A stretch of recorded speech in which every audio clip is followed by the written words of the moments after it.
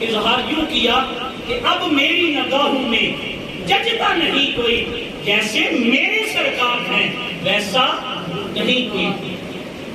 اس شعر کو آج مسجد کی نرم کلیوں پہ بیٹھ کے سننا آسان ہے، سمجھنا آسان ہے، اگر اس کی عملی تفسیر دیکھنی ہے تو عالم تصور میں آئے 1450 صدیاں پیچھے چلتے ہیں۔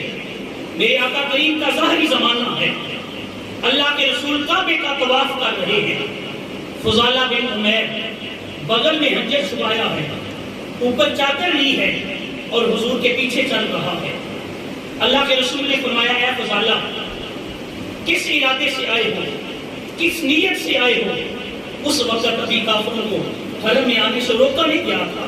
فضالہ اس انتظار میں ہے، موقع کی تلاش میں ہے کہ مجھے موقع ملے میں اللہ کے نبی پہ حملہ کروں، اللہ کے رسول کو شہید کر دوں۔ فضالہ اس نیت کے ساتھ کعبے میں آیا ہے۔ میرے آقا طواف کرتے ہوئے رک گئے، فرمایا اے فضالہ کس ارادے سے آئے ہو، کس نیت سے آئے ہو؟ فضالہ نے بڑی بے باکی سے جھوٹ بولا، کہنے لگا میں کعبے کی سیر کرنے آیا ہوں، کعبے کے گرد چکر لگانے آیا ہوں۔ میرے لجپال نبی نے فرمایا فضالہ اگر کعبے کی سیر کرنے آیا ہے تو پھر بغل میں حنجر کیوں چھپایا؟ فضالہ نے حنجر بغل میں چھپایا ہے اور اوپر چادر لی ہوئی ہے۔ جب فضالہ نے سنا نا کہ میرے قریب نبی نے فرمایا ہے فضالہ اگر تو کعبے کی سیر ہی کرنے آیا ہے، چکر ہی لگانے آیا ہے تو پھر اپنے ساتھ حنجر کیوں لے کے آیا ہے؟ اب فضالہ نے چادر ہٹائی ہے، حنجر کو نکال کے پھینک دیا ہے، کہنے لگا آپ کو کس نے بتایا ہے کہ میں حنجر لے کے آیا ہوں؟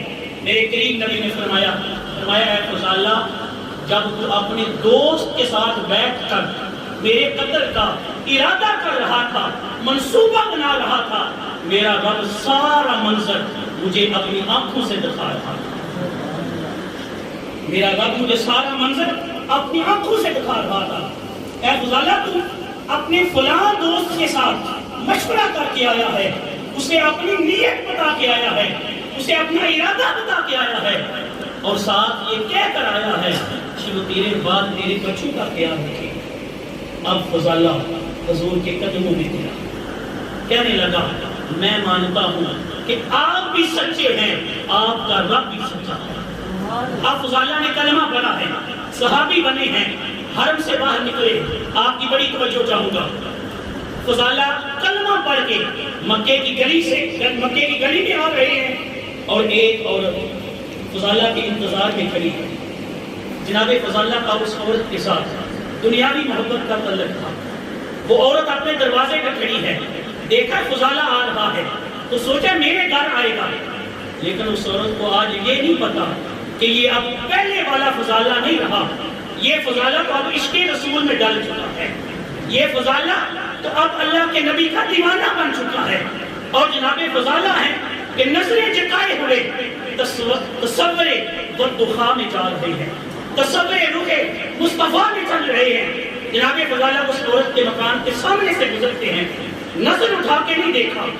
آج فضالہ اپنے ہی کیف میں، اپنے ہی بستی میں اس عورت کے مکان کے سامنے سے گزر گئے۔ اس عورت نے جب دیکھا پیچھے سے آواز دی اے فضالہ آج میرے گھر نہیں آؤ گے؟ اب جناب فضالہ نے بڑی بے پرواہی کے ساتھ اپنے ہاتھوں کو فضا میں لہراتے ہوئے یہ جملہ ارشاد فرمایا کہ اب میری نگاہوں میں جچتا نہیں کوئی، جیسے میرے سرکار ہیں ویسا نہیں کوئی، ویسا۔ اسی لیے بریلی کے تاجدار نے لکھا ہے چمک تجھ سے پاتے ہیں سب پانے والے، میرا دل بھی چمکا دے چمکانے والے۔ دل روشن ہوگا تو حضور کے پیار سے روشن ہوگا۔ تو میں آپ کے سامنے عرض کر رہا تھا یوم لا ینفع مال ولا بنون الا من اتى اللہ بقلب سلیم۔ جس دن بیٹے کام نہیں آئے گی، دنیا کا مال کام نہیں آئے گا، اس دن اگر کوئی چیز کام آئے گی تو وہ حضور کا پیار کام آئے گا، حضور کی محبت کام آئے گی، عشق رسول کام آئے گا، محبت رسول کام آئے گی۔